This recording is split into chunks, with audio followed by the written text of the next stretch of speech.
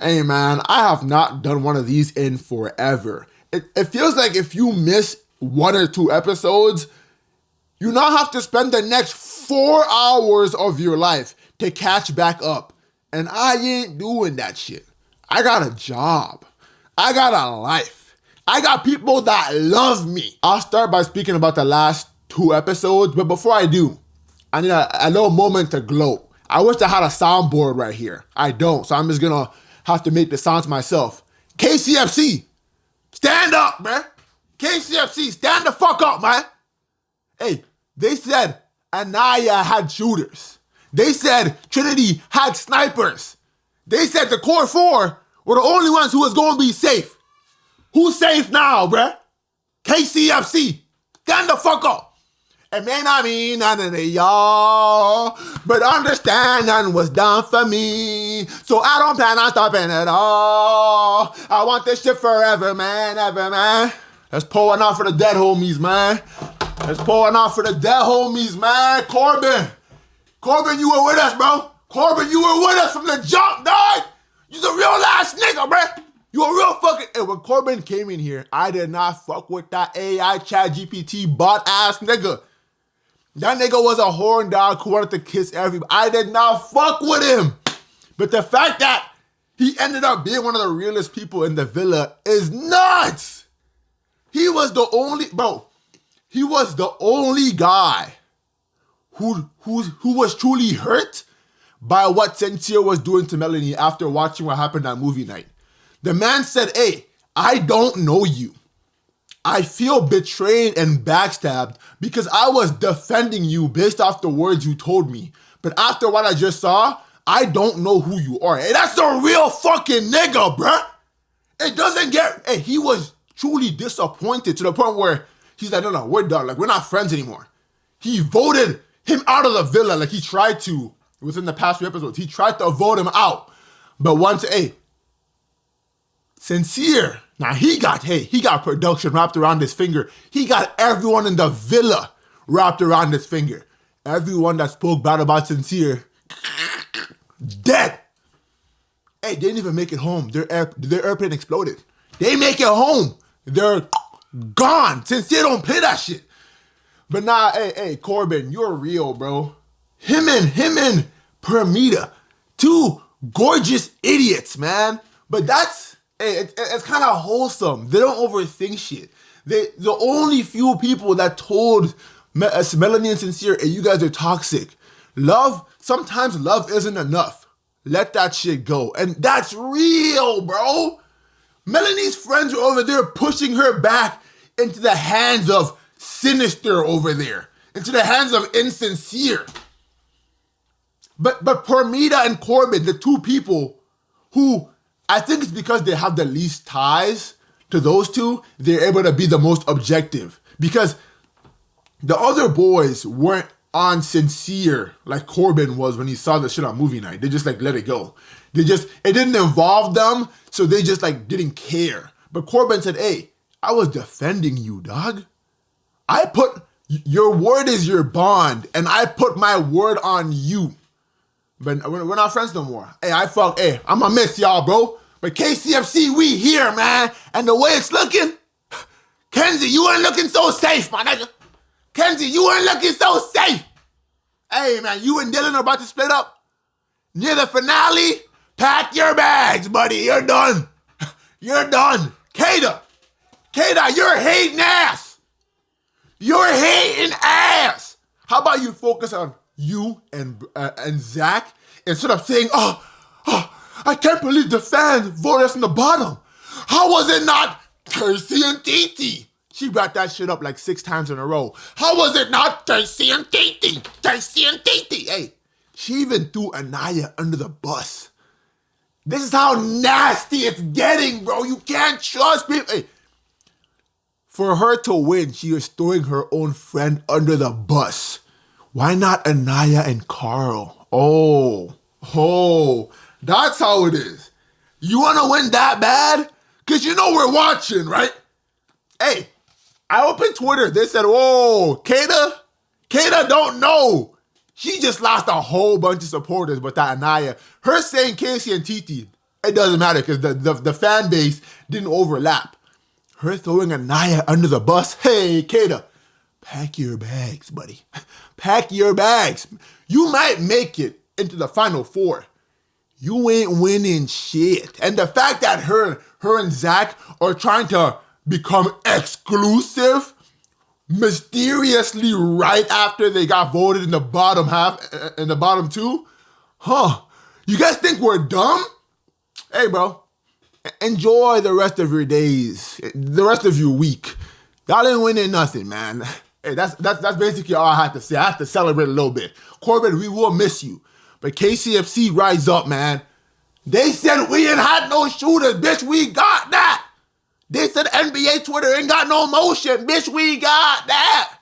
KC, full bias is showing. KC might, okay, I know it's going to be Bryson Trinity, whatever. Objectively speaking here, KC and Trinity, not KC and TT, they deserve to win, bro. It sounds crazy, but crazier things have happened. Last year, Amaya won with fucking what's his face. Fuck him. I don't even care about his name. That random ass, his name. Nah. His name doesn't matter. She won with that random ass dude she coupled up 3 days before the finale. She won. Crazier things have happened. Yeah, I know Amaya was a fan favorite and Casey's the opposite.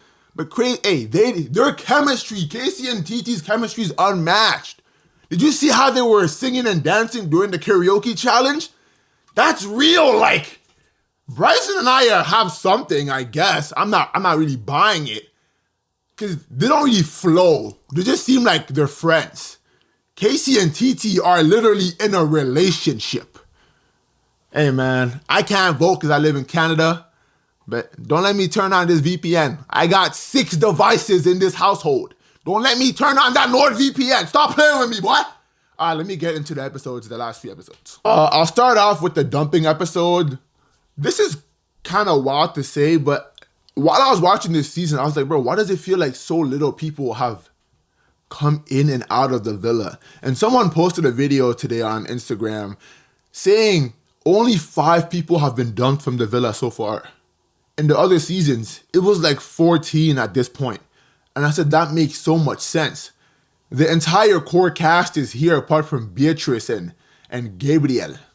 And even then, he was like, he's part of the core, it doesn't matter.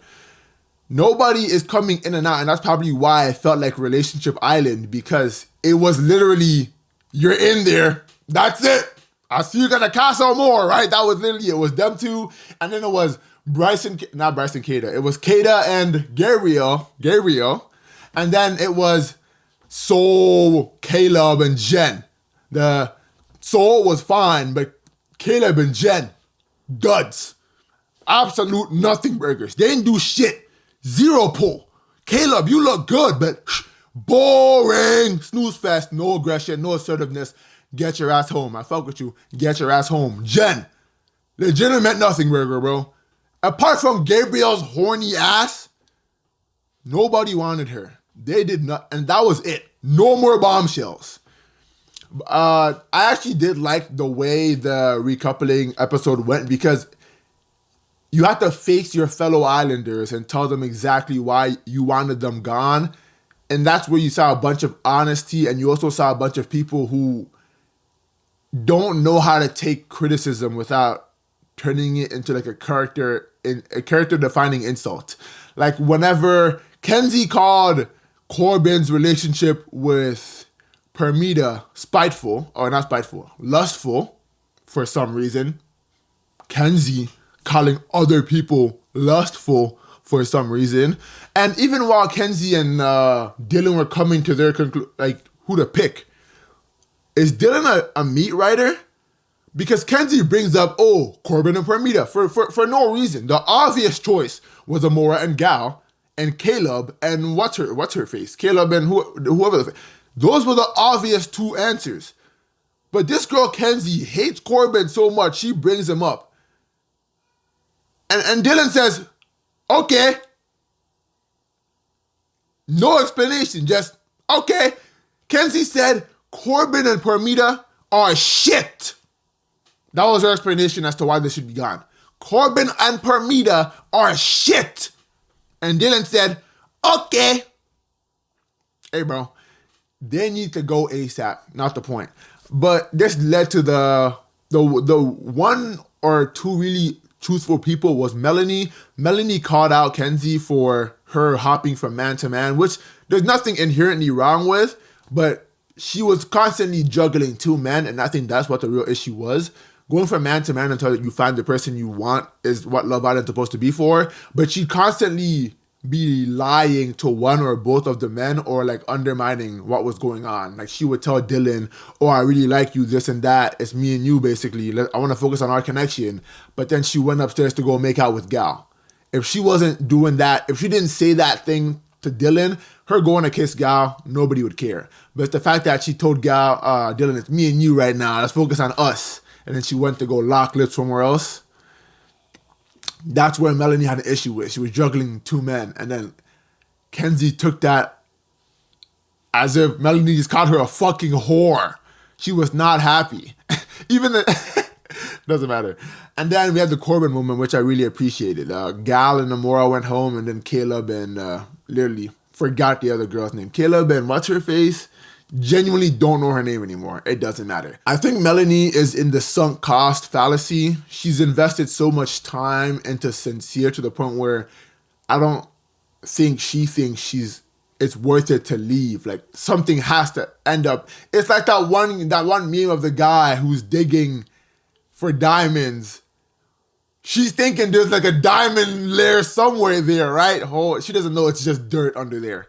No diamonds at all. You won't even find one. Nothing down there. But because she's been digging for so long, not even just that, she's already an idiot for digging for this long. But it's the fact that her friends are also, when she was in a vulnerable state and not knowing whether or not she wanted to remain digging or with Sincere, her friends basically pushed her back down that tunnel and shut it. Keep fucking digging, bitch. Dead ass. Bitch, I'm Team Sincere. Bitch, I'm Team Sincere. Bitch, I'm Team... Are you nuts? They just watched her get humiliated on movie night. The next day, they're hooting and hollering, shucking and jiving, talking about some, bitch, I'm Team Sincere. Bitch, I'm Team Sincere. Bitch, I'm Team Sincere. Those are not real friends. It's why when Permita said that shit, Melanie said, oh, I appreciate that. Obviously, it didn't end up amounting to anything because she didn't listen, but Permita was being real. And Melanie's so-called friends aren't. Trinity, Melanie said, I don't want to sleep in the bed with him tonight because it'll make him think he has a chance. And Trinity said, just give him a chance. Just sleep in bed with him, please. Hear him out. These aren't friends. These are foes. You know, the saying is, with friends like these, who needs enemies? They're her enemies. And lastly, Kenzie asking the girls after the karaoke night when Kenzie was in the bottom two, Kenzie asked the girls, hey, do you think that if me and Dylan didn't have immunity and we were down there, do you think that we would have went home? And nobody gave an answer. Was genuinely the funniest moment in the entire season. All four of the girls looked at her in dead silence.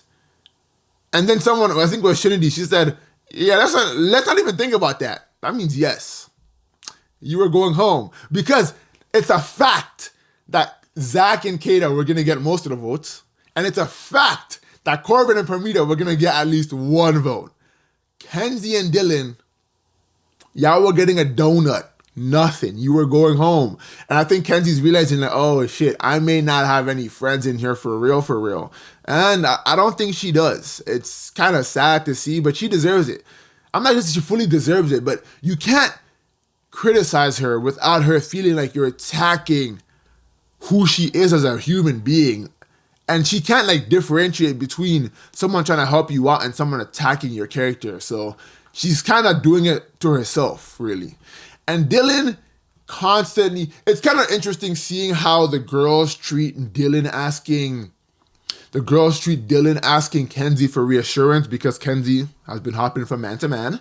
It's kind of weird seeing how when Dylan asks her for reassurance and then Kenzie goes to the girls and says, oh my goodness, he keeps asking me for reassurance. What should I do? The girls say, tell him to get over it. He's beating a dead horse.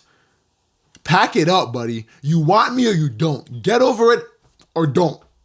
But when it was Anaya asking KC for reassurance and she went to tell the girls that, the girls were telling her, KC should be doing better. KC should be doing more. You shouldn't have to question how your security with someone. He should be doing the utmost to make you feel secure. And it's like, what am I watching? Can they not at least try and keep it semi-consistent? Just try. You can even lie. Fake it. But it's polar opposite advice depending on who needs it. If you're a man, you're basic, fuck you. It's dead ass fuck you. Because what Dylan's asking for isn't inherently wrong. He said, hey, if they didn't pressure you into stopping exploring, would you have stopped? Because on movie night, after movie night, everyone called you out. And then there were coupling night, everyone called you out. If they didn't impress you, would you have stopped? Valid question. Yes, I think Dylan might be a bit of a maniac. He took a picture of himself making her breakfast. Why? During karaoke night, out of nowhere, he just yells. And everyone in the crowd was like, whoa. What the fuck was that? So yeah, he might be a bit neurodivergent, you know what I'm saying? But his question wasn't invalid. But the fact that the advice was so polar opposite depending on who needs it is kind of like a perfect summary, thesis of the entire season. It's, if you're a girl, we got you. If you're a guy, figure it out. Tough. Okay, now let's get back to where the real juicy bits happened. Movie night. That's where my last one started, I'm pretty sure. Yeah, movie night. Episode 23. 7 episodes ago, so let's get into it. When this episode started, Anaya was crying because she didn't get chosen, and the one guy who wanted her, she sent packing home. So she was going through a lot mentally. Quick little preface. I've started my other videos out saying, fuck Anaya this, fuck Anaya that. I am now cool with Anaya. Anaya is alright. They made up. If they are officially friends now, I'm not going to be the one that says, whoa, I know you both consent, but I don't. If they're friends, everything's good. The war is over. Let's stop these gender wars, right? Okay, I'm cool with Anaya, but just because I'm cool with someone does not mean they're not free from scrutiny. The same way I'm cool with Casey, the same way I'm cool with Melanie, I will call them all out if they do something wrong, per se. Okay, the episode starts with Anaya crying because what I said happened. She's walking away from everyone because she wants to go cry in her little corner. Understandable. The boys and some of the girls from Casa are all the way across the villa laughing about something, who knows what, but they're basically trying to enjoy their night because it was very stressful. A lot of emotions were going on, a lot of yelling, a lot of back and forth. That's all over. Tensions are now falling. They want to have fun for the rest of the night. They're over there laughing, and Anaya starts to get livid. She's mad. She starts saying, why the fuck are they laughing over there? Why are they laughing at me? What's so funny? Stop laughing at me.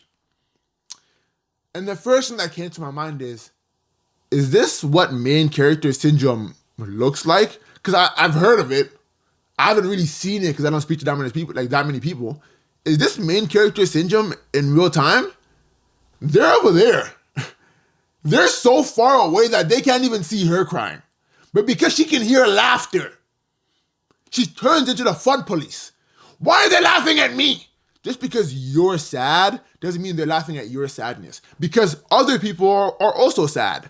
Melanie is sad because she just seen her man come back, but he was doing some watching over there. Other people apart from her were also, who else was sad? I can't forget, it was too long ago. But yeah, other people apart from Anaya were sad. But in her brain, her sadness is the only sadness that matters. So if they're laughing, it must be directed towards her, even though nobody over there was speaking her name. They weren't even thinking about her. Their lives, fun fact, Anaya, fun fact, fun little tidbit. Did you know that other people's lives exist outside of you? They genuinely couldn't care less about what she has going on, because why would they? They're also living their Love Island experience. And Melanie hyping her up, like she said, fuck Casey, he did it to you, so he'll probably do it to Tiara. How about you worry about Sincere? Huh? He's basically ran through 2 girls. And you don't think you're gonna get done dirty next? Take your own advice. Stop telling people, hey, leave your man, you don't deserve that BS. Yet you're over there getting mentally ran through every single day, and you keep going back to that house. Take your own advice. Practice what you preach, I beg of you. We've gotten to the point where I genuinely believe that Sincere, I've believed this for a long time, the masses still somehow don't, but Sincere is the worst man in this villa, and it's not even close. It is a landslide. He came back from Casa and said, because Melanie basically tried to have a connection elsewhere, that's the equivalent to everything he's done so far throughout the entire season. Yeah, but Melanie, you kissed Corey. That's the same thing. Like, we should be good, right? We both tried to explore. It didn't happen. And we came back. Melanie kissed Corey one time after he kept doing shit for her. Sincere was making out with Amora in bed night 1. Is that equivalent exchange to you, my friend? I don't think so. This is essentially where the disrespect began. The disrespect thing began with Anaya, because she said Casey's recoupling speech was disrespectful, even though he didn't mention her once. He didn't bring her down in it. He didn't say, oh, you compared to her. No, he didn't say any of that. He said, I'm choosing myself. And to her, that was disrespectful. To her, he was belittling her. Does she know what these words mean? Just because you feel disrespected does not mean you were disrespected. I live in an aggressively African household. If my parents are yelling at me about something, and I have the gall, the audacity to even speak out and defend myself, I have now disrespected them in their eyes, in their culture. Am I wrong for stating my side, for making my claim? To them, I'm dead wrong. I'm dead. If we were back home, I would have got my ass whooped. Shit, over here, I got my ass whooped.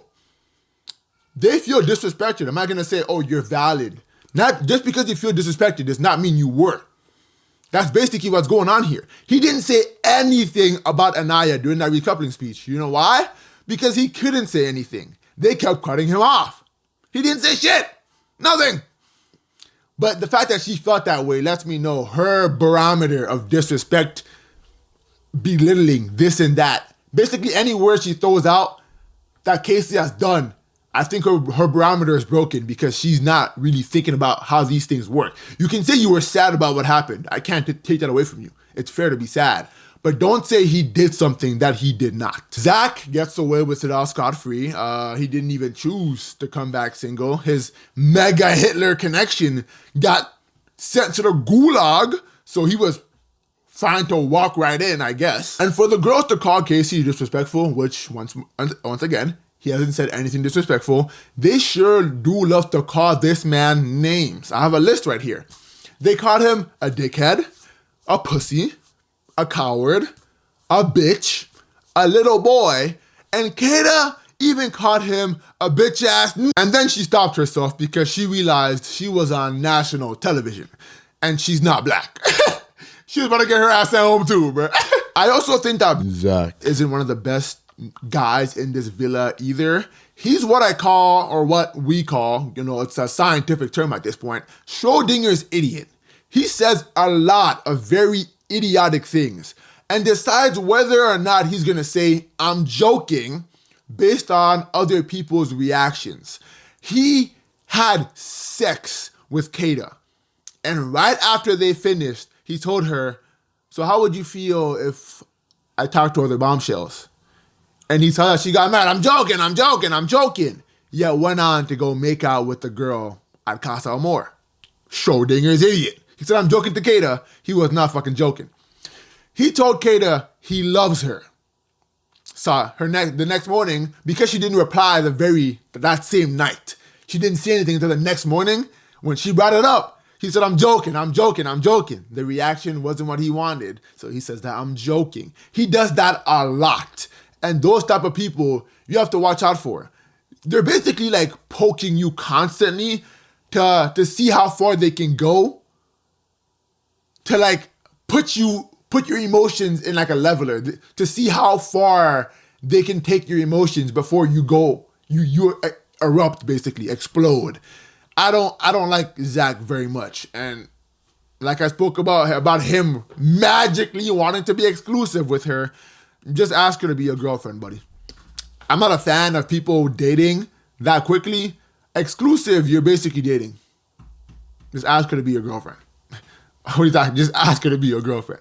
Either do or don't. Sincere could not stop lying in this episode. I mean, he doesn't stop lying ever. But he told Melanie that he regretted everything he did with Amora.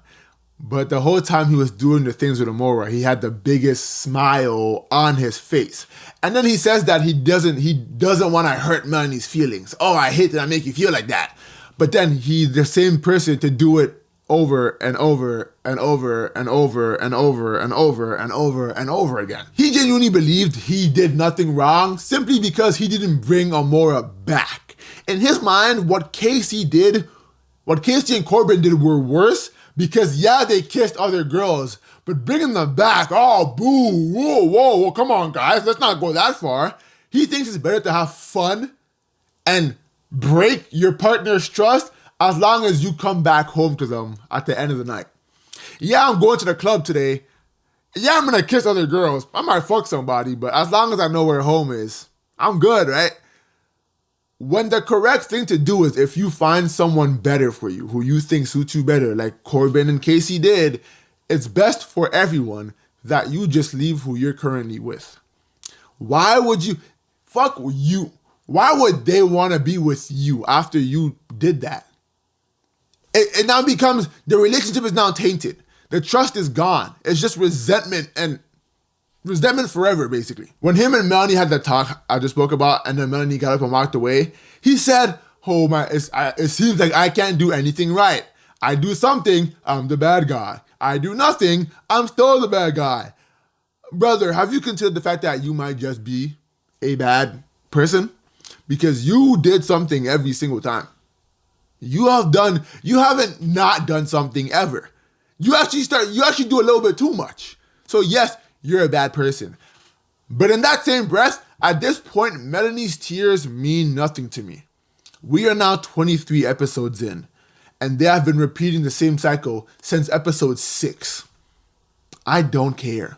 At first, I genuinely felt bad for Melanie. But the fact that she kept taking him back after the situation with Soul, again, him exploring Soul, whatever. Literally whatever. It's Love Island.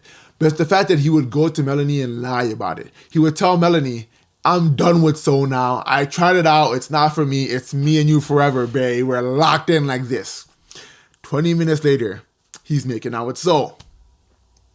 They talk about it again. He tells Melanie, hey, I'm done for real this time. For real though. Like, I mean it. It's me and you, we're locked in for a lifer. You know? 20 minutes later, once more, he's making out with Soul. Melanie kept taking him back after he's constantly broken her trust. Your word is everything. If I cannot trust what you say, I cannot trust you as a person. Your words and your actions mean more than anything.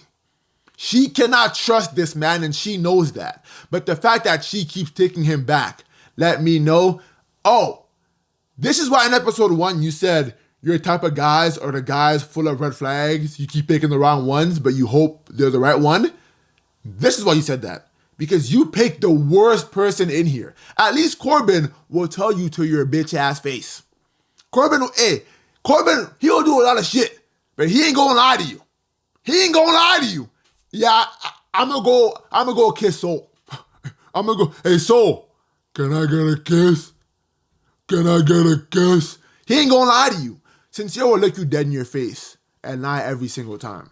You cannot trust this man. Someone in my comments said, Sincere is the type of person to tell you that the weather is good outside. But if he tells you the weather is good outside, bring an umbrella just in case. I just bit my fucking tongue, bro. If Sincere tells you the weather is good outside, bring an umbrella just in case. Because with him, you never know. He's the type of nigga to lie about what he had for breakfast. Just cuz. But Melanie kept taking him back so early on, and then she started to make jokes about it. After the third time, Sincere lied. She made a joke, oh, Sincere and Soul are gonna go speak again. They're probably gonna kiss once more, and I'm gonna have to forgive him again. I said, oh, it's funny now. It's a joke to you. Okay. You're at home. You must be getting real comfortable. Hey, to make a joke, you must be getting real comfortable. Oh, you love it here. And if you like it, I love it for you. I love it for you. During the pie challenge, I'm not gonna lie, the first pie challenge was dog shit. Them twerking on the cakes, pointless. I skipped right through that shit. Utterly useless. And Bryce and Zach's homosexual escapades continue to escalate.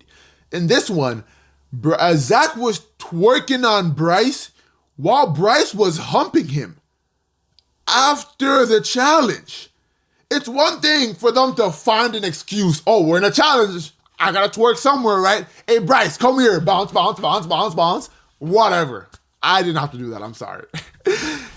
The challenge finished. And this man, these men, Zach and Bryce, they find each other. They just start twerking and humping, for no reason. I think Zach is gay and he's testing Bryce. He's testing Bryce. He's trying to see how far Bryce, when they leave this villa, because it's definitely not gonna happen in here, Zach is going to try to fuck this man. We will never know. We'll never know.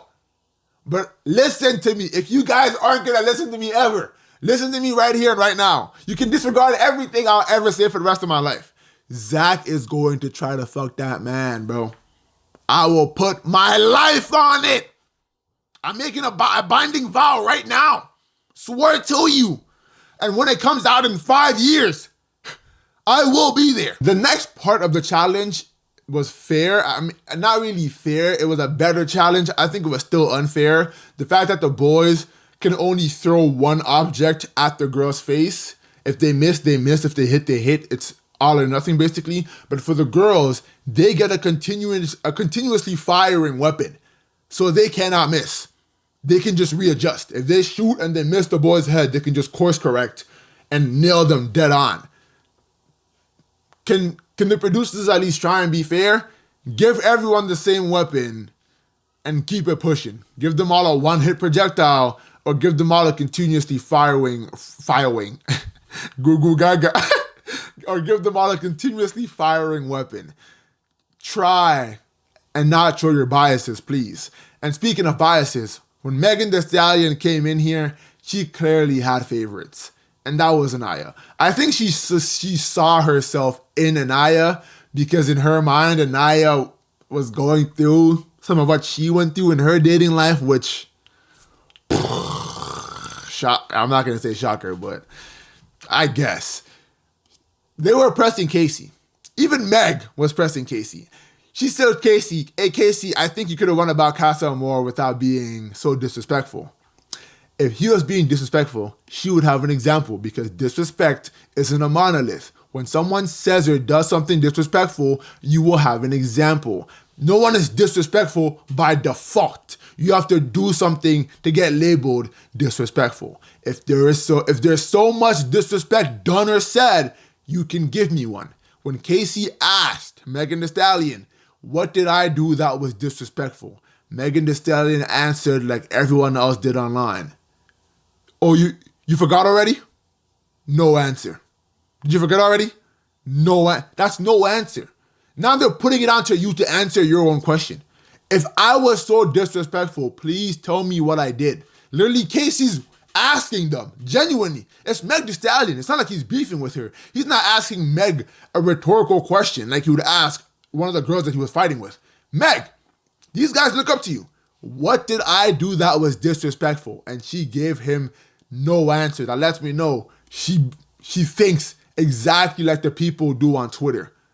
Just mob mentality. We love Anaya, so it's fuck Casey. And that's the energy that was felt. Same with Trinity. When the challenge was going on and Casey missed her head, Trinity piped up, because she always pipes up, and she tells Casey he had ample opportunity to explore, but he didn't. When did he have a chance to explore? Soul came in, Anaya was crying because Casey was covered in red paint, saying, "Oh, you and Soul must have had a blast over there making out." When Casey didn't know who he was kissing. Just like the girls from the main cast, none of the boys knew there was any bombshells there. Everyone was blindfolded. Were the boys blindfolded? No. Were the boys no. Yeah, Casey, I'm bugging. Casey was not blindfolded. The girls are blindfolded. But just like the girls, they didn't know bombshells were going to come in. And just because Soul chose to lather her hands all over his chest, what does that have to do with KC? A bombshell comes in and does their job. The same way when during that one challenge with the teachers and whatever, the challenge where Corbin came in, when the girls kissed someone outside, they walked into a secret room to collect money, but in that room was Corbin and all the girls were making out with Corbin. Nobody gave anyone any slack for making out with a bombshell, because that's what you're supposed to do when a bombshell gets introduced in a challenge. When a bombshell gets put in the middle of a challenge, you are all going to kiss. Because Soul decided to just drape this man with paint, Anaya was not happy about that. And then when the host asked Casey, "How do you feel?" he said, "I feel blessed." Yeah, it was a bit of an uncalled for comment, but literally, he said, "I feel blessed." The same way, bro, Melanie be emoting like crazy when a new bombshell comes in here. When Caleb came in, she's on the bed bouncing, to the point where someone told Melanie, "Hey, can you stop jumping up and down so Kata can see what he looks like?" The girls be moving like, I'm not going to say Chris Brown because he be beating women, but they be moving like prime Michael Jackson walked into the villa every time a new male bombshell comes in here. But nobody gives a fuck because it's a bombshell. And for the sake of the cameras in the show, you're supposed to give a bit of this theatrics. Fair enough. But when it was KC doing it, it was a problem. They go to the dock and they speak. Anaya's already sad. Why? Who knows? She asked Casey, how do you feel about Soul? He's like, she looks good, I guess. Jen isn't really my type, but Soul is pretty. She starts to cry. How is that Casey having a chance to explore when even the thought of another woman looking pretty was enough to bring Anaya to tears? In Casey's mind, if she's crying now, what's she gonna do if I go speak to her? So I'm not gonna risk it. And then she tells Anaya, yeah, I'm not gonna risk what we got to go somewhere that's unknown. She basically put emotional shackles on him. That's not him having ample opportunity to explore. So once again, Trinity, shut up. Literally, shut up. I like how Corbin is very blunt, regardless of whether he's right or in the wrong. In this one, he took the pies to the face, took that shit to the chest, and said, yeah, I was disrespectful, because he actually was disrespectful. And when him and Kenzie even had their chat later on, he asked Kenzie what he did that was disrespectful, and because he was actually disrespectful, Kenzie had an example. Wow, would you look at that, an example. She told him when he said, I'm throwing Kenzie to the side, the instant the Newcastle girls came in, that was inherently disrespectful because he did not know any of those girls at all. But the fact that he saw beautiful women and instantly his mind said, fuck Kenzie, is disrespectful to the connection they built over the past week or two. That's an example of disrespect. Wow, would you look at that? I wonder if Casey's gonna get an example at all for the entire rest of the show. I guess we'll have to wait and see. In this challenge, Anaya also outed the way her mind turns, I guess. Because when it was her turn to spray Casey with that cake icing, she said this is her turn to disrespect him. Which let me know, like she genuinely doesn't understand disrespect. Why would you spraying Casey with icing in a game be disrespectful? That's not disrespect. You guys are doing an activity where the whole point of it is to hit people in the face with said item. That is not disrespect, but in Anaya's brain, that was her chance to disrespect him back. You cannot be in a relationship with people like this because if your parameters for something aren't the same, I look like sincere right now. I'm just talking with my hands up. Like, it's like people call me Two-Face, but I feel like it's not because I lie. It's because I tell half of the truth. Let me put my hands down. But yeah, you can't be with someone, you cannot be in a relationship with someone where your parameters for disrespect don't align, because if a game is seen as disrespectful in her brain, anything more than that, which is basically almost everything ever, may be protrude. What's the word? Is taken in. It may be consumed, not consumed. She may take almost everything you do as disrespect, and you're basically going to be gambling for the rest of your days together. Not worth it. Also, this was the point, because before this episode came out, or when it was out, I didn't watch it for a few days, and on Twitter, they were making think pieces on KC, saying that him turning his head from the pies was a perfect encapsulation of his personality and who he is as a person in the outside world, because he's avoiding accountability by ducking and whatever. That's funny because 60% of the Islanders turned their head because who the hell wants to get hit in the face with icing and or a cake? They wrote essays about this on Twitter.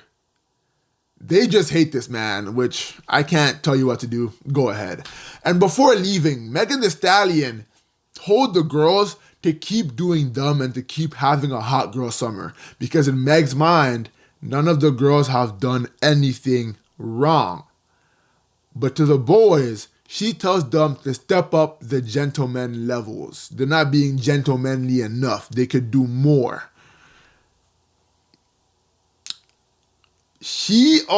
And I love Meg Thee Stallion, bro. Her music may not be, she got some bangers. I'm not bumping every track, but she definitely got some certified hood classics.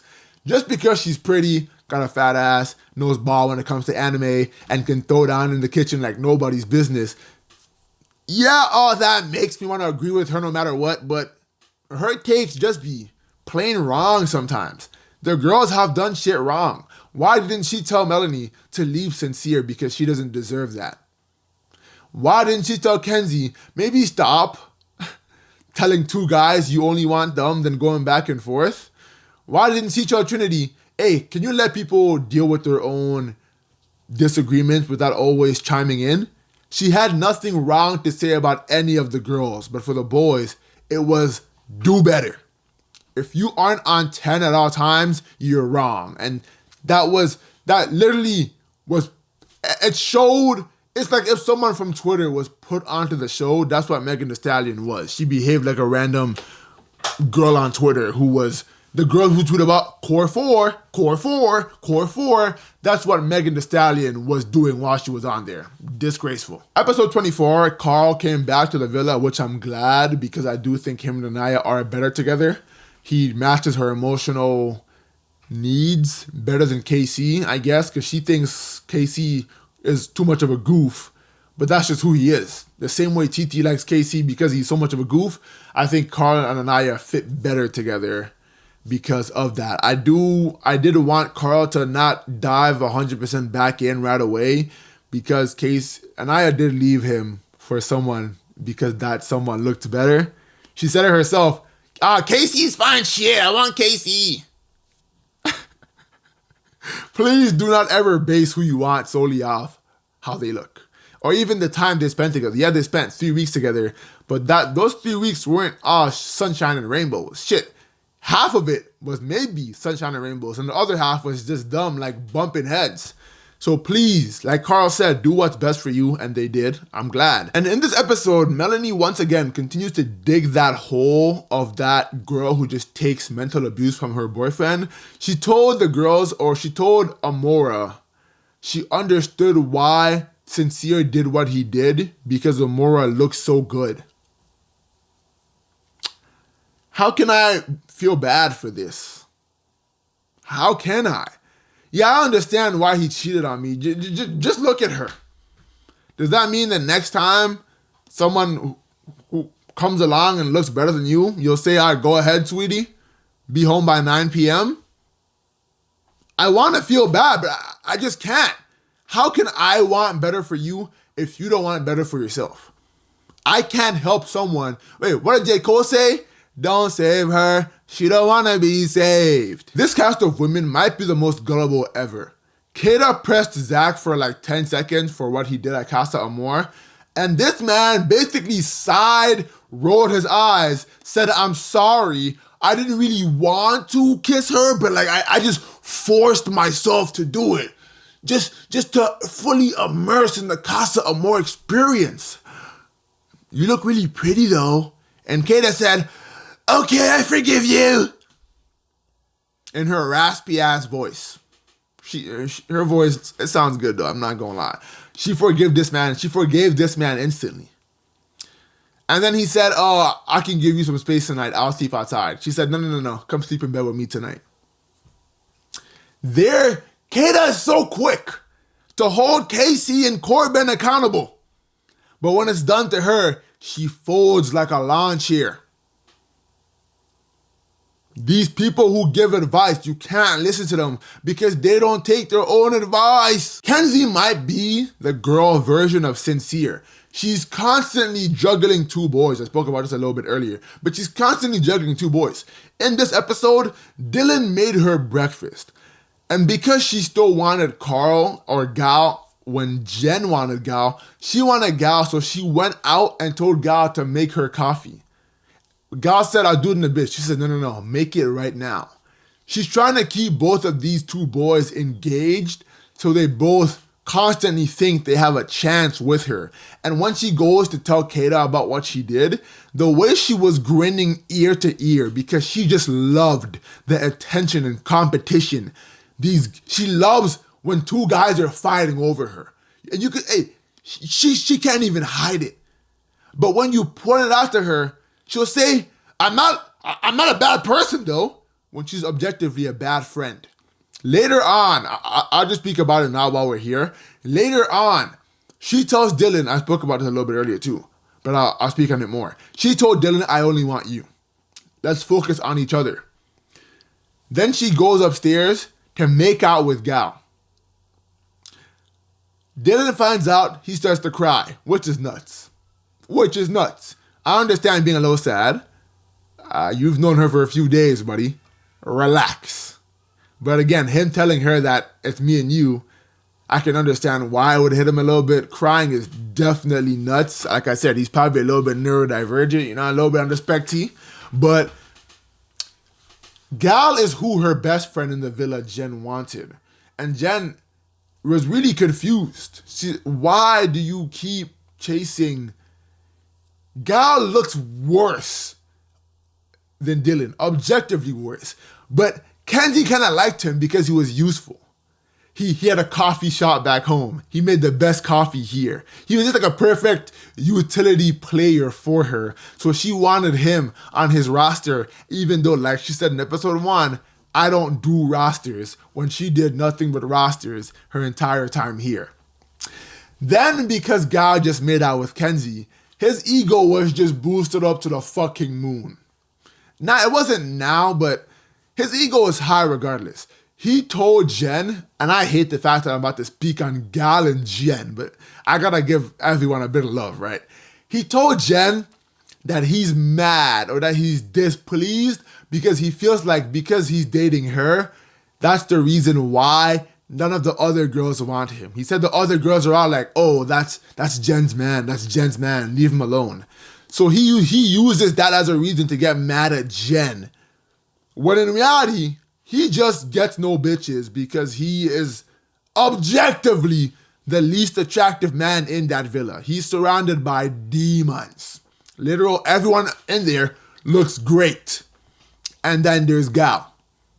He blames Jen for that because he's not aware enough to look in the mirror. If you need one, I can lend you mine. It's right behind me, somewhere over there. Oh shit, it's gone. It's over there. Never mind. Ignore that comment.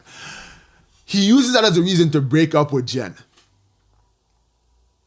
And I was on Jen's side because what Gal did right there was absolutely pathetic and disgusting.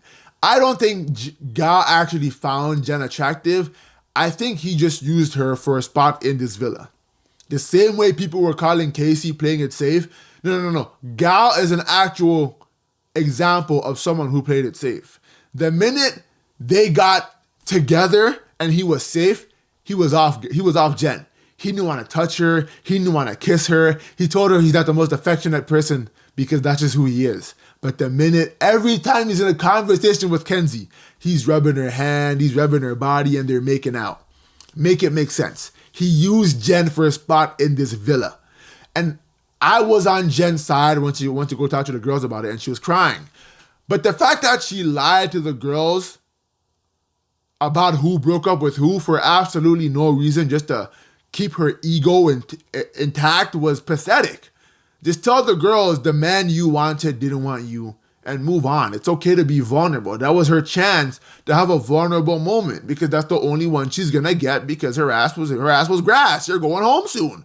So have your vulnerable moment. They're gonna go home and watch this and be like, why did she lie for no reason?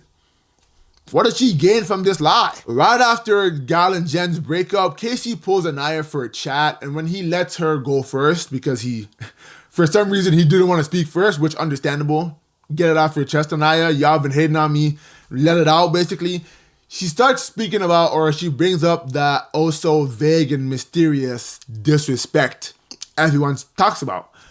But because once more, she couldn't list an example like Kenzie did with Corbin, Casey was left just in limbo. Yeah, you did all that disrespectful shit. And he was like, I guess. What disrespect did I do? No answer. Then she got annoyed at Casey for not saying anything during the recoupling speech, like it was by design. Every time he tried to speak, 4 people decided to speak over him. And he's not going to stand there and yell back and forth with women. That is a terrible look. Him not speaking already was a terrible look. Imagine if he was yelling back and forth with women. I'm glad TT did what she did because she literally helped him out of that tough spot. Obviously, that didn't render in Anaya's brain that, maybe we should let the guy explain himself when we're saying, explain yourself, but she conveniently forgot about all of that. Then she continued to play victim when all he did was say, I'm choosing me, and said he belittled her. Does she know what belittling means? He didn't bring himself up by putting her down because during his speech, he didn't speak about her at all. He said, I'm choosing myself because this is my experience as much as it is yours. I'm doing what is best for me.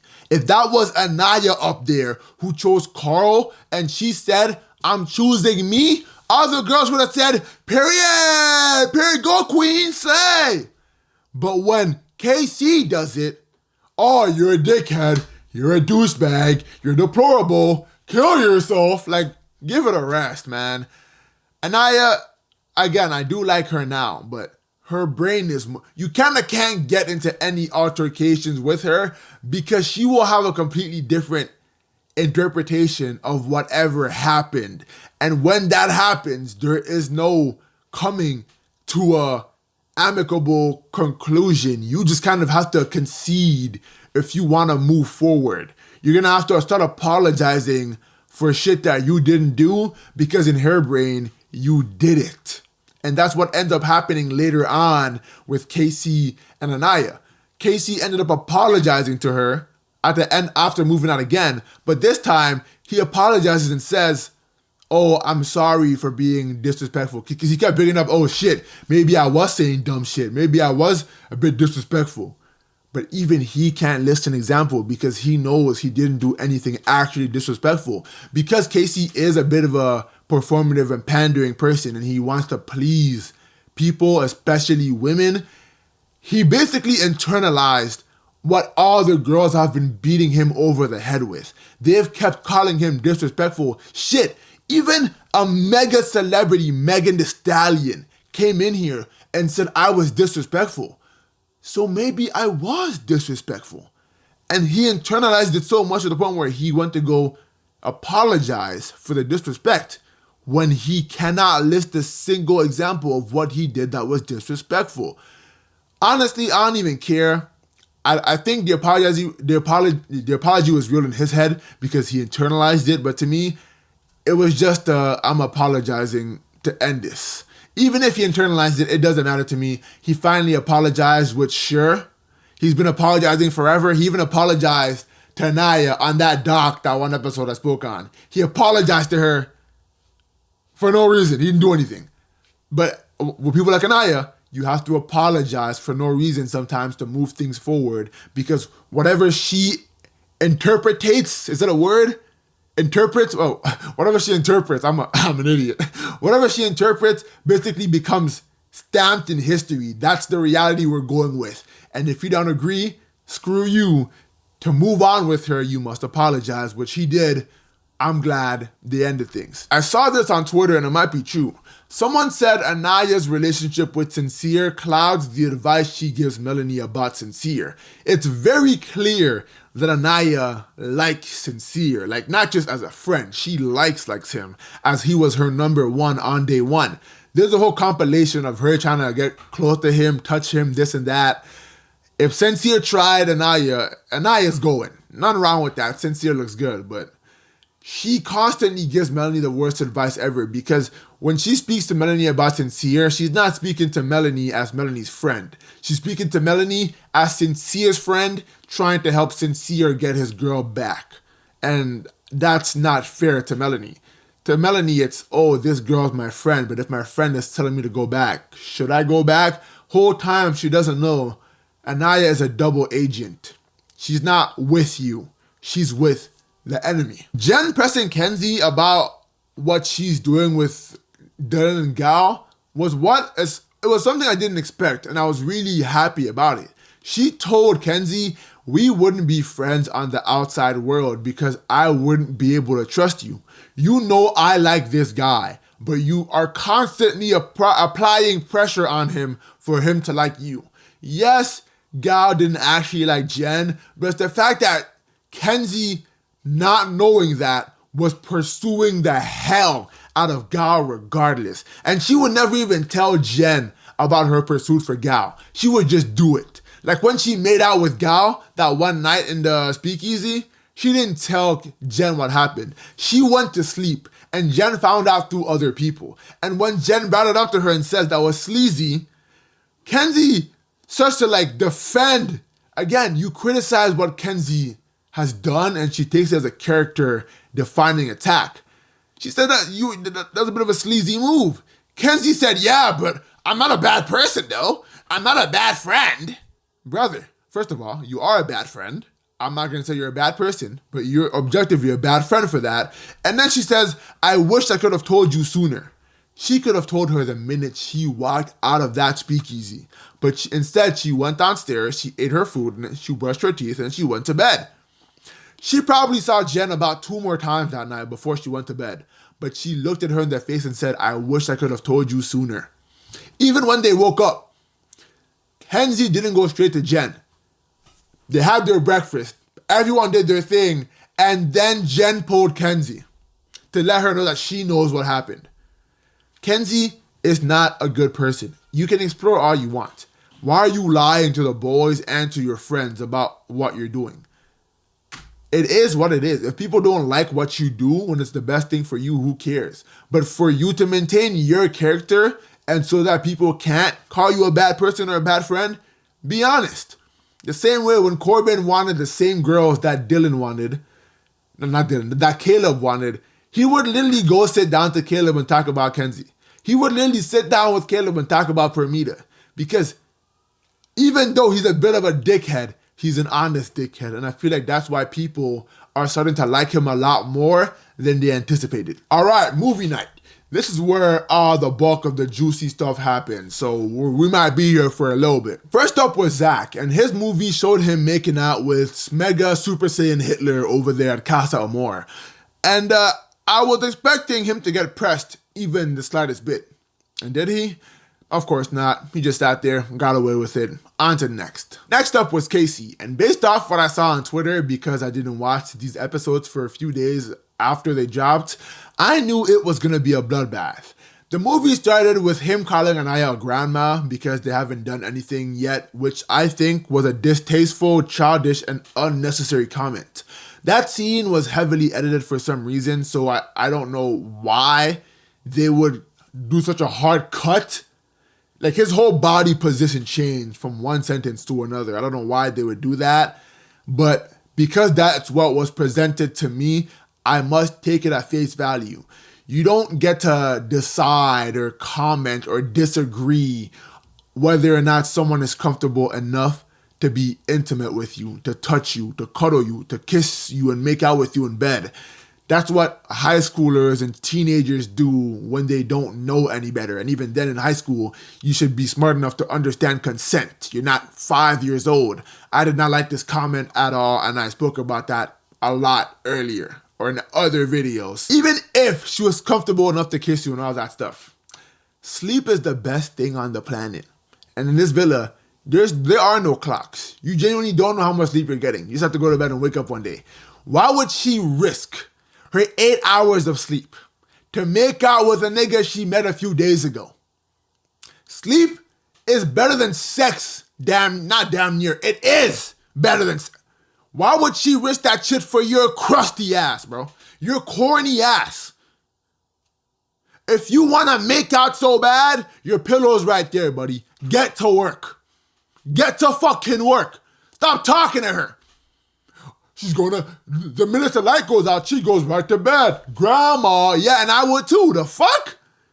There are no clocks in here. When you wake up to pee at night, you can't check your phone. You don't know how much time you have left. Nigga, I'm going to sleep. The next thing it showed was a clip of him talking to the boys about how Anaya wants him to be more serious, and he says that's not who he is, and him doing that makes it feel like he has to go to work to be with Anaya, which is understandable. Then it shows a bunch of clips of him and TT kissing and stuff like that. Then it shows Sydney hitting on him and being a freaked out freak or whatever, asking him if he's kinky or something like that. And Casey shuts that shit down because he said he's vanilla. He's not with all that crazy shit. Trinity turns and says, look at him being lustful. Casey shut down the advance and he was called lustful. Why do you suppose? Shut up. Just literally shut up. Why does she feel the need to interject her weak ass 2 cents, her little bird brained 2 cents into everyone's business? She didn't say nothing to Zach. Nothing. But the minute it's KC, she got a problem with every single thing this nigga does. Shut up. That was essentially it. Everything that was showed was what we already knew. He obviously was making out with Tiara because he brought her back. And that's it.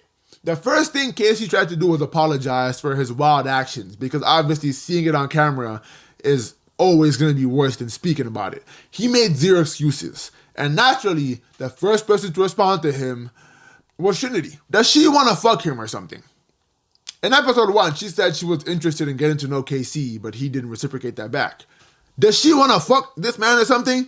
It seems like she's looking for any opportunity to speak to him, but because one never arises, these are the moments for her to capitalize. Oh shit, I can say something to Casey right now and nobody will get suspicious. Let me yell at him for no reason. She said if he had nothing in common with Anaya, because that's one of the things in the video I forgot to mention, he did say he had nothing in common with Anaya, which isn't disrespectful. It's just something that is. The same way I say my shoes are green, your shoes are red.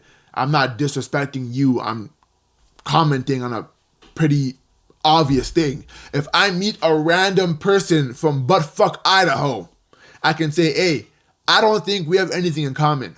I'm not disrespecting that person. but us having nothing in common isn't inherently a bad thing.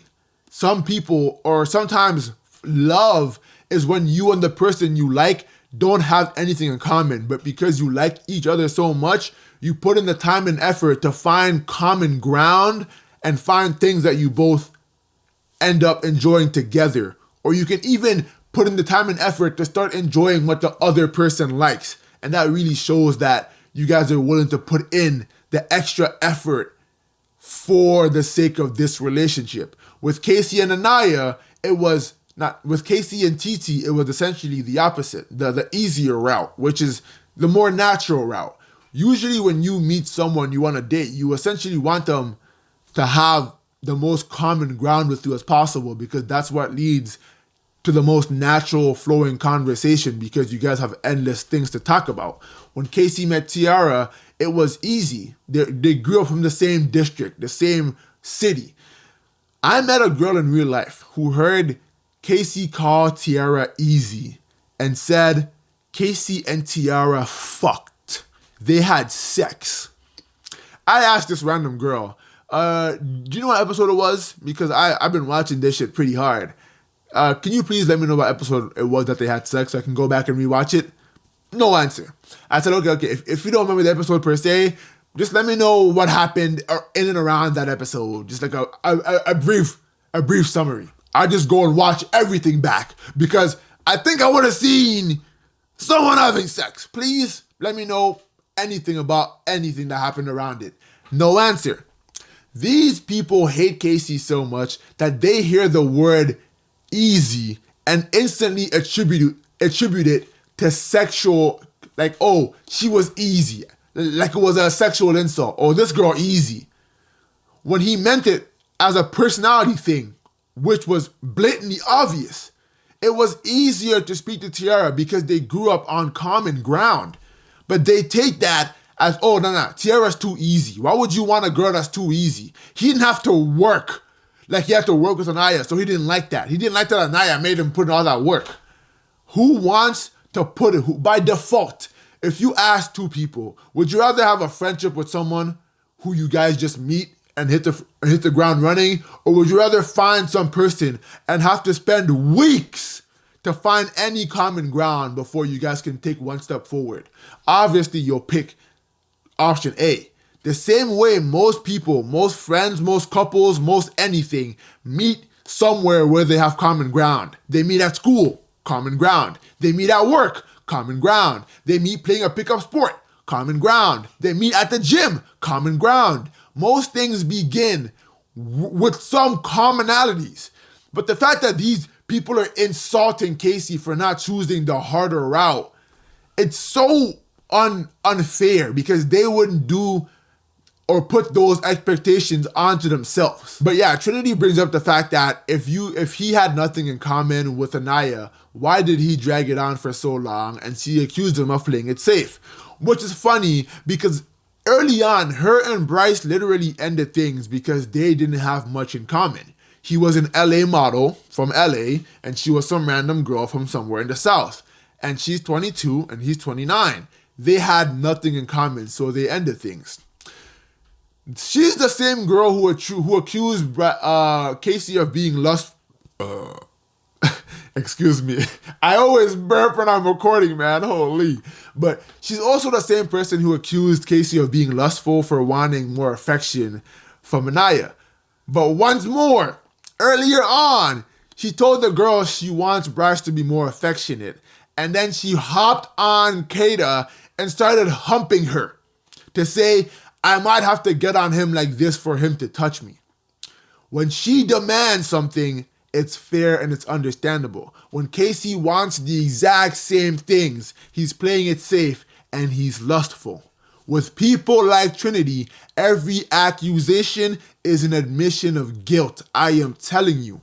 Her and Casey have had very similar experiences. The only difference is Casey found someone who he was able to find common ground with and hit the ground running, when Trinity just stayed with the person with stark differences and just found a way to make it work. But they had very similar experiences in this villa. But for some reason, Trinity hates this man with a burning passion. I mean, I know why. Because Bryce told her one day that, oh, Casey said he'd be surprised if America chose us as a top couple, when he never said that shit. Bryce's stupid comment poisoned Trinity's brain. Then Anaya's comments on Casey about all the bad stuff, because he didn't reassure her enough, added fuel to that fire to the point where Trinity just despises this man when she doesn't even speak to him. Even Melanie chimes in and says Casey was using Anaya as a safety net, when Sincere has stretched Melanie so far and wide, she might be considered the biggest safety net on the face of the planet.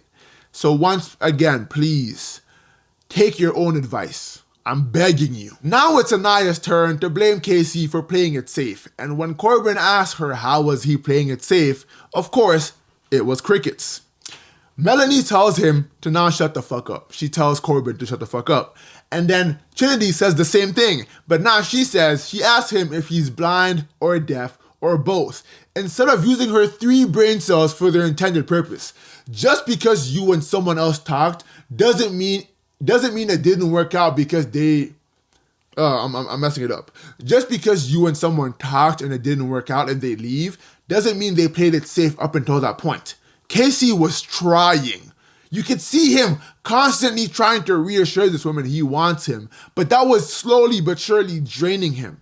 Just because something doesn't work out and it happens to be later on, doesn't mean they played it safe until then. Because at any point, Anaya still could have left Casey because he can't control her. So how is he playing it safe by constantly... It's not like he would reassure her and go make out with another girl like Sincere and Kenzie. He would reassure her and stick by her. It wasn't up until before Casa Amor it blew up and she said, go do whatever you want, I don't care anymore.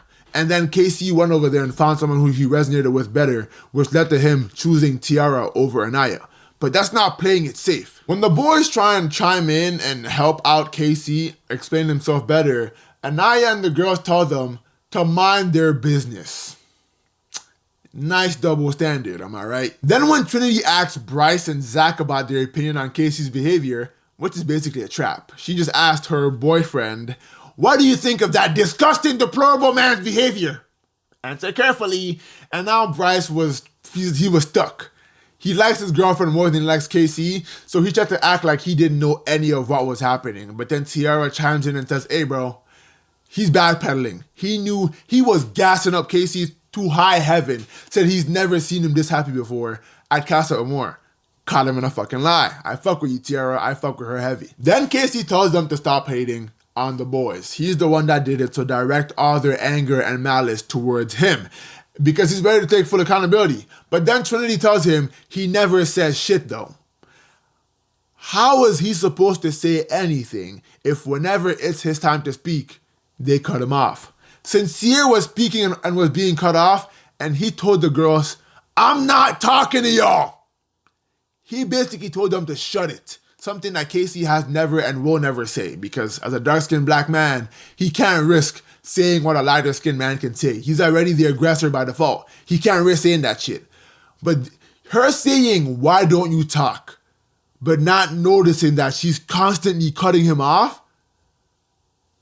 Is she stupid? The answer is yes. But is she stupid? The next movie was Anaya, and in these clips, it shows her having fun during Casa and exploring, and then it shows clips of her making out with Carl several times. But this time, the reception is filled with nothing but aww, ooh, and ahs. Someone calls out, I think it was Amora or Titi, it was zoomed out so I couldn't see who, and the boys, they all called out the double standard. They said, hey, why are you guys basically cheering and clapping when it's Anaya exploring, but when it was KC exploring, there was a problem? And the queen of double standards herself, Trinity, speaks up and says, there is no double standard. There is no Warren Bossing say. And when the boys give an example, Zach said, hey, you literally told me that you called the boys childish, you called the boys immature, and the boys from Casa are real men. And Kata, as if she's not the one who said those words herself, said, no, we didn't. Nuh-uh. Then Sincere starts to make his case, and Trinity tells him to shut the fuck up. Why is he speaking? Disrespectful. And again, the one who speaks the most out of turn and acts the one who speaks the most out of turn, Trinity, acts holier than thou when someone else does it in return. Trinity cannot stop speaking and cutting people off. Sincere tries to do it this time, and it's shut the fuck up. Why is he talking? Oh my God, who asked for your opinion? Trinity, please listen to your own advice. Shut the fuck up. Who asked for your opinion? Please. Then Anaya says the boring old, tired old, abused old line. The difference was I didn't do anything disrespectful like KC. If there are so many examples of this, if you guys have been talking about this monolithic disrespect. You guys have been speaking about this disrespect for days now. Even Megan Thee Stallion brought it up. Movie night is the perfect time to give an example. You just watched every single thing Casey said and done over there. Now close your eyes, stick your hand in the cookie jar, shake it a little bit, because there are a million things in there, right? Shake it a little bit, pull one out, and read it. What is one disrespectful thing Casey said? Of course, there is no answer because he didn't say anything disrespectful. Never forget, the absence of evidence is evidence in itself. Because they have nothing, there is nothing. No crime is perfect. Everyone leaves a trail. If Casey left such a messy one, grab something, anything, and put it on display. I'm begging you. Then Sincere says the same thing Trinity said to TT during Castle Amore's recoupling speech. He said, I'm not talking to y'all the same way Trinity said that bullshit. But this time, the women went up in a frenzy and responded just like Tiara did. They said, I don't give a fuck. I'm talking to y'all. You see how when it's their turn, they're free to act like that. But when it was done to Tiara and in a more vicious way, for this one, it was one man speaking to three girls. Sincere saying it to three girls and they all went crazy. Three girls said that shit to one. One person is feeling ganged up right now. At least when Sincere is doing it, they have numbers. Three girls blasted Tiara with that shit. And they expected her to not get defensive, to not stand her ground. They wanted her to sit there and be a nice little Barbie doll. Sit there and mind your business. This has nothing to do with you. But when it's Sincere doing it to them, hey, mind y'all business. This is about Anaya and KC. They had a problem with it. It's cool when they do it. It's a problem when you do it. Sincere tells them they love to gang up on people. And sometime, I don't know if it was here or later on, but Tiara said, or one of the girls, I think it was Tiara, she said, if Anaya chose Carl and Casey walked back in there alone, none of the boys would have ganged up on Anaya like the girls ganged up on Casey. But once more, they're not here to listen to reasonable logic. They have a gripe with you. If they don't like you, they have you dead to rights.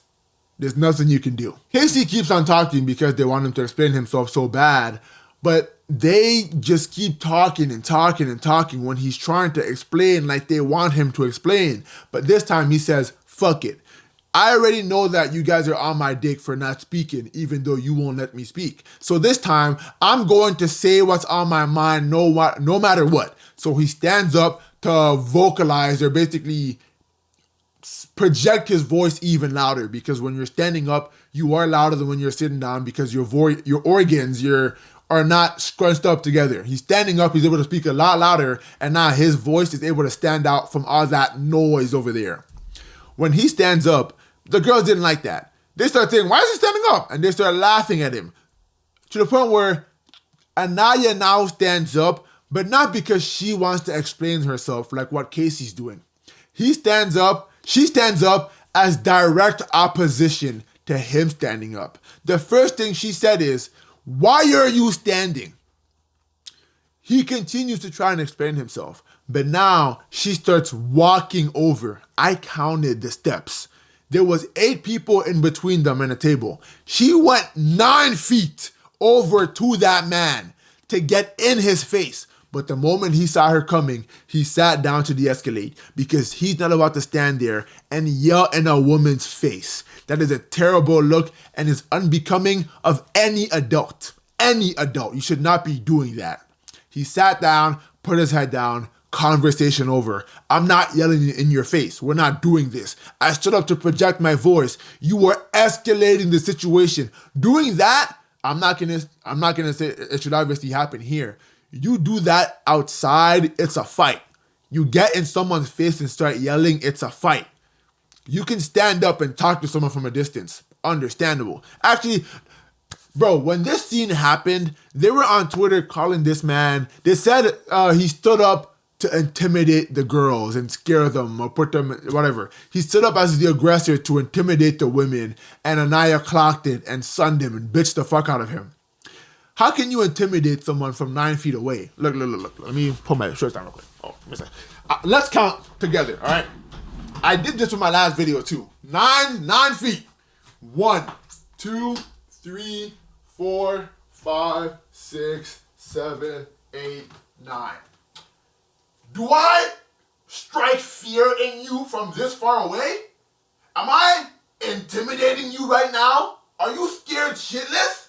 If you are, you have problems. But most of you probably aren't. And that led her to walk across, go over to this man, and hunch above him while yelling in his face.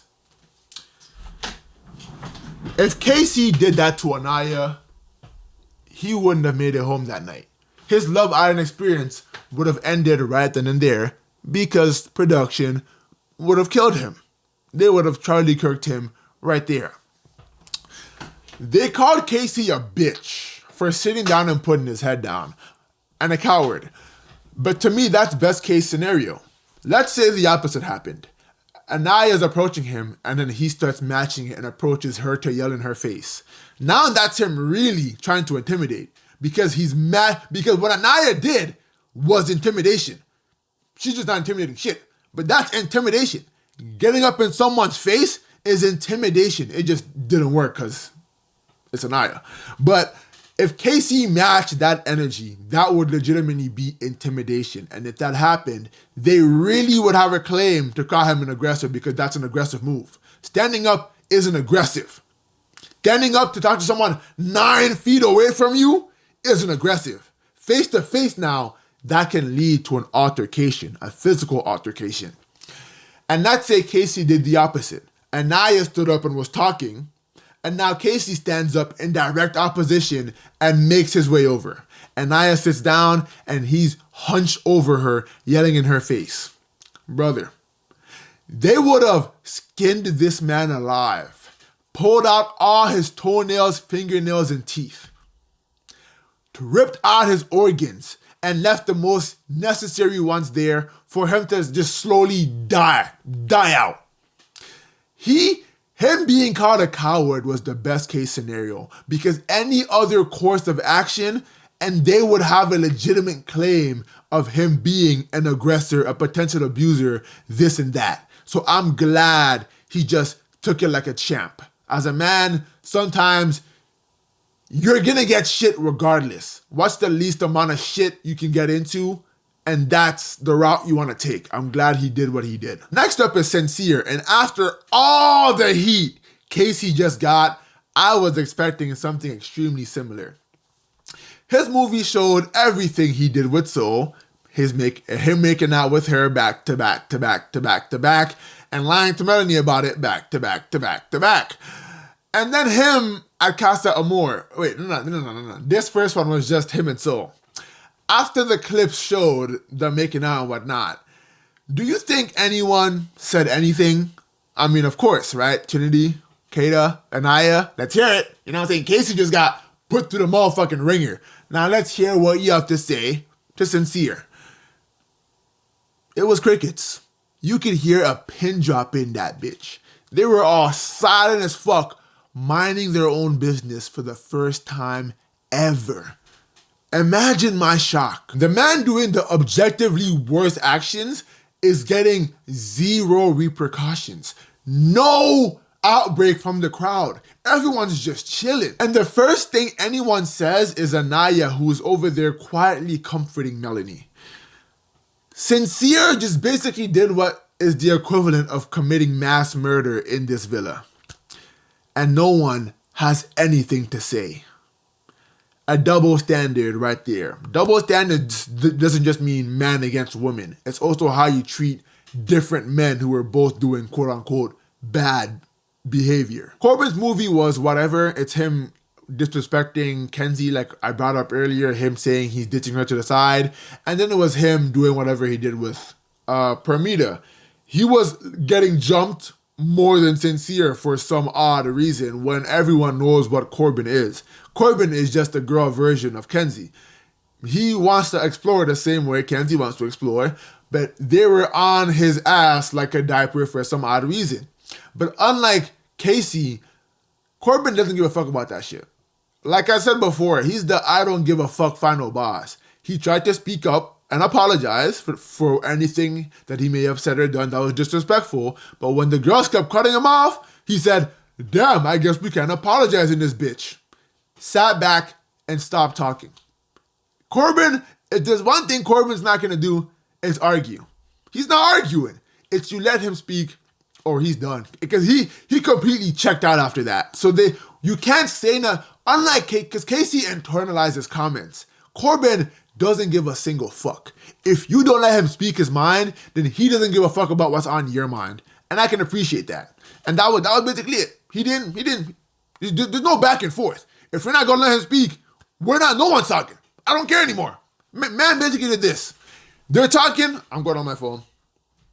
Don't give a fuck. Oh, I can't apologize. All right, I guess no one's talking. Don't care. Didn't ask. I appreciate that shit. Next up was Kenzie's movie, and it was essentially the exact same thing that happened with Corbin. It was showing what Kenzie was doing with Corbin and Caleb, how she would make out with Caleb one day, or she'd make up with Caleb one day and then tell Corbin that she was thinking about him the whole time she was making out with Caleb. Then she'd go back to Caleb and tell him that they're a better match than her and Corbin. Then she'd go back to Corbin and ask him for a kiss. Corbin shut it down. And then she'd go back to Corbin and now they'd kiss again a different day.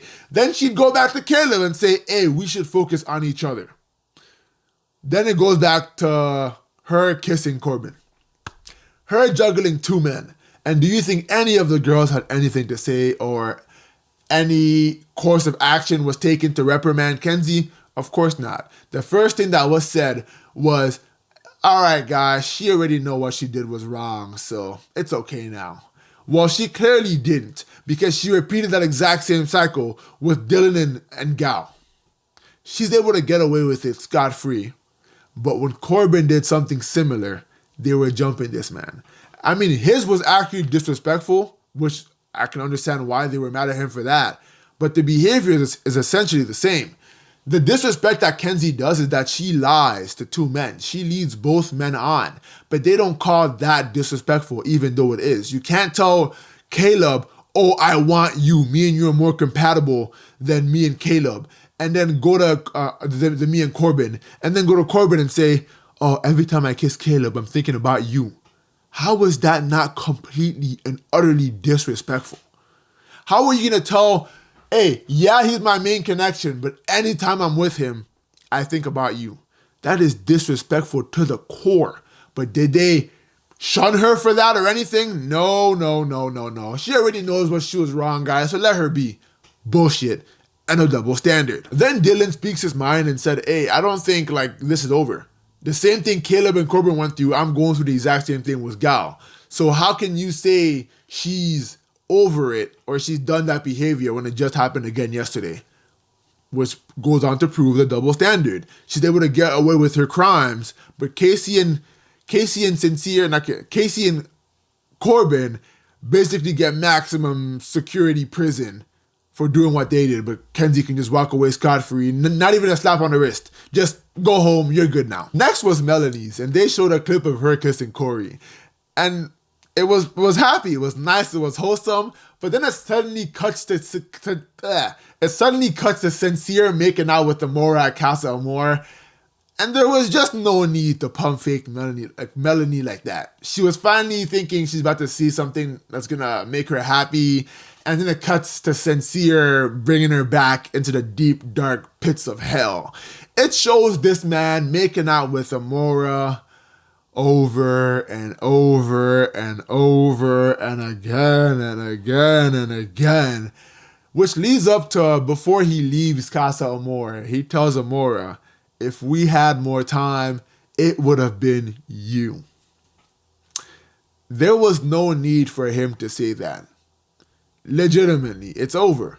She knows you weren't going to bring her back. So why can't you stop yourself from lying for 5 minutes? It's not that hard, I promise you. Give it a shot. Amora speaks out first and says she's happy Sincere left her because she wouldn't be able to put up with the same shit that Sincere has been putting, the same thing Sincere has been putting Melanie through. And for some reason, Bryce starts to defend this idiot's bad behaviors. I see why him and Trinity are together. They both share the same 3 brain cells, 1.5 per person, and when they combine, they get to 3 and now they can count to 3. Once again, I don't care for Melanie's words. I don't care how loud, sad, or angry she gets because she got visceral in this moment. She was yelling at him, saying he's embarrassing her. I don't care about what you do. I'd rather be respected than be chosen, this and that. But while she was saying all that, I'm just thinking to myself, I don't give a fuck. It's not the first time this has happened, and it's probably not going to be the last. It may be the last in the villa because there's no more people coming in. But if you guys leave her together, it's going to happen again. But this time, you're not going to find out. So how can I feel, again, I can't feel bad. You know about this. It's not a shock. It's not a surprise. But so how can I, and when her speech was over, her angry little thing was over, she told this man, how are you going to fix it? Instead of, we're done, go kill yourself. You know what I'm saying? She said, how are you going to fix it? And that let me know it's not over. Why? How can you say he's embarrassing you? I'd rather be respected than chosen. But then go disrespect yourself by telling him to fix it. There is no fixing it. This is the 10th time he's betrayed your trust. You cannot fix a glass cup that has been shattered and reconstructed 10 times. It's not possible. The best scientists can't do that. Unless you're going to melt it and reconstruct a brand new glass, there is no fixing that glass. Then she runs off upstairs. Movie night's not officially over because someone ran away. It's how it works. I think they saved that for last on purpose. But now Anaya chases her upstairs, which goes back to the point I made earlier. Anaya likes Sincere more than she likes Melanie. So while Melanie is having this breakdown, Anaya looks at her and says, yeah, he may have fucked up, but do I believe he has genuine intentions for you? 100%. With friends like these, who needs enemies? She's not in that room advocating for Melanie. She's in that room advocating for Sincere, who is downstairs getting zero heat. None at all for what he's just put Melanie through over and over and over again. He's downstairs chilling while his lawyer, Anaya, is upstairs fighting for him life and death. Nonsense, I tell you. Corbin, of all people, tells Sincere he fucked up, and that led to him not liking Sincere anymore because, like I spoke of earlier, he doesn't know Sincere anymore. Sincere has been telling him all these things for so long to the point where Corbin thought, oh, him and Melanie must have their own type of understanding. But then what he saw in movie, Sincere never told the boys he was making out with Soul and Amora the way he was making out with them. But then when Corbin saw that, he said, oh, I don't know this man. He literally said, I feel betrayed and backstabbed. But when Melanie heard that, she said, how can he say he feels betrayed and backstabbed? I'm the one who's betrayed and backstabbed. He's not saying you shouldn't feel betrayed and backstabbed either. He's saying he feels betrayed and backstabbed because the person he looked at as a friend is a bad person and a liar and a manipulator. Multiple people can feel betrayed and backstabbed. It's not just about you, Melanie. He was Sincere's friend. But he doesn't know that man the same way you said you don't know that man. He was defending him just to see those heinous acts on that television. Hey, Corbin, you're a real one, bro. I miss you already, big dog. Anaya went up to Casey afterwards and apologized for getting up in his face, which I understand. People say that production forced her to. I don't believe that. I don't think Anaya she may be emotionally manipulative and requires a lot of reassurance, but I don't think she's a physical altercation type of person. I don't think she's the aggressor at all, if ever. But when that happened, she went back to the girls and told the girls that, hey, I apologize to Casey for what I did. And the first thing they said was they called her a classy queen. With friendships like these, you will never grow as an individual because they didn't hold her accountable for her barbaric behavior of getting in that man's face and hunching over him while his head was down. They didn't say anything. They didn't try and reel her back in. They didn't say, hey, Anaya, calm down. It's not that deep. It should never go this far. But when she does any semblance of good, like apologizing for that dumb shit she did, now she's a classy queen. Clocked it. Why did they not call her unclassy when she went over there and stood in his face like that? She only gets praises and never gets reprimanded. That's how you coddle someone. They cannot grow because they only get feedback for doing good shit. Any bad shit they do gets slid under the rug and forgotten about. This is not how friendships work. This is not how healthy friendships work. Your friends should hold you accountable even if you don't like it. The girls make up with Tiara, which was nice and wholesome because they noticed that Tiara isn't, on Twitter, they're calling Tiara man central, which she's not. Tiara is very obviously, she tries her best to be unbiased. When the girls fuck up, she'll call them out on that because the people on Twitter see any accountability put on these core four women as being man-centered. Am I saying that right? Any form of accountability put towards the girls, it's seen as man-centered. But whenever she tries to hold the boys accountable, what she does in this movie night, she was holding the boys accountable. She was saying, hey, don't let him walk that back. When I was over there, he was saying some bullshit. But the people on Twitter don't care about that. That's her being unfair and unbiased. But they only care about their favorite core four being checked, and they don't like that shit, and they call her man-centered when she's obviously not. She's a good person, to the point where they're trying to pull up her past history of her restraining order and shit like that. When who gives a fuck? She was 16.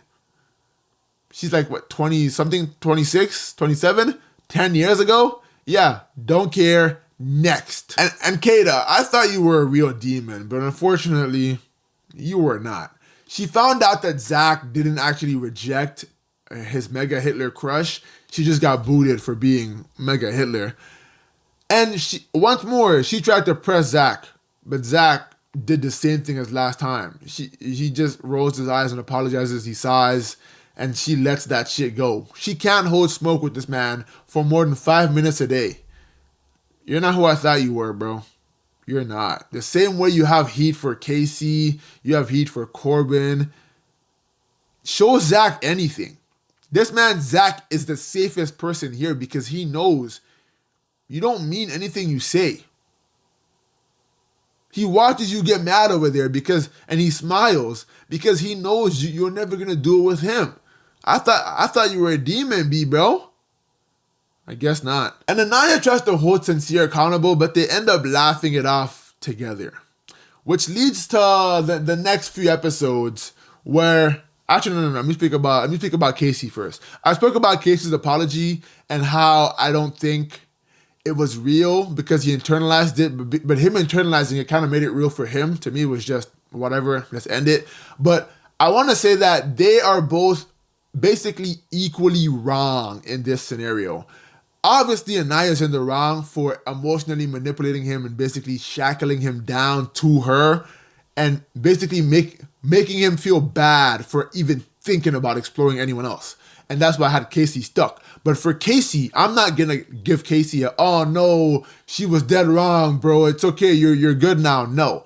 What I think Casey should have done was he should have been more ruthless, the same way Sincere and Corbin were ruthless at the beginning. Obviously, don't be the same way like Sincere afterwards, but ruthless as in, yes, you give the person reassurance and let them know, like let Anaya know, yeah, you're my number one, and you're my number one, you are my main priority while we are here, and you are my main priority right now. But because we are in Love Island, the name of the game is to speak to bombshells and speak to other people. So I am going to do that irregardless of how that makes you feel, because this is my Love Island experience as well.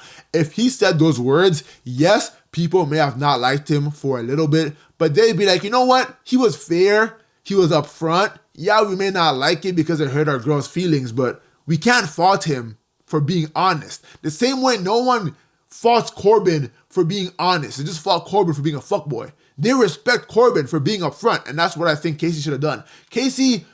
What Casey did was he put it's not unattainable, kind of unattainable and what's the word for when something can't, unattainable and unsustainable expectations upon himself. When Anaya cried on the dock that day, he basically let the world know that he's going to prioritize her emotions and well-being over his personal experience. And that let people know that's the kind of guy who this man must be. That's who we're now expecting him to be for the rest of the show. Once you put expectations on yourself, or once the world puts expectations on you, you are now in a box that is impossible to get out of. An ever-shrinking box that gets tighter and tighter, but you cannot step out. Because the moment you do, the moment he went to Casa Amor and did the objectively best choice, he did the best decision possible and did what was best for him. But because that decision took him out of his box, the world took that as if the second coming of Saddam Hussein was back. He was the worst person ever. Public enemy number one. Only because he now subverted expectations. If he was brutally honest early on, the whole thing that happened at Casa Amor would have meant nothing. The whole internet would have breezed right past it. But because he was put in that unfair box by himself, he did it to himself, and that's my fault to him. He put himself in a box when he did not have to. Yes, I know he was trying to empathize with her, and you don't want to be strict and stern with someone who's crying, but eventually you have to tell them, I'm here for me. We're still like a week in. We can't be crying over shit. This was like episode 5, 6. I'm here for me. As much as I'm starting to fuck with you, I don't fuck with you like that yet. I just met you. So I gotta do me. But him doing that, it led to this whole debacle and this whole Twitter thing. But I think they're equally as at fault here, and I'm not gonna let anyone slide. You will rarely see a toxic situation where one person is completely in the wrong. Because at the end of the day, it takes two to tango. And that's why I think that both of them needed to do better. And I'm glad they both found their person. It's finally over. The Fire Nation has stopped. The war is done. Hooray. I told myself I didn't want to post the other one because it was going to be too long.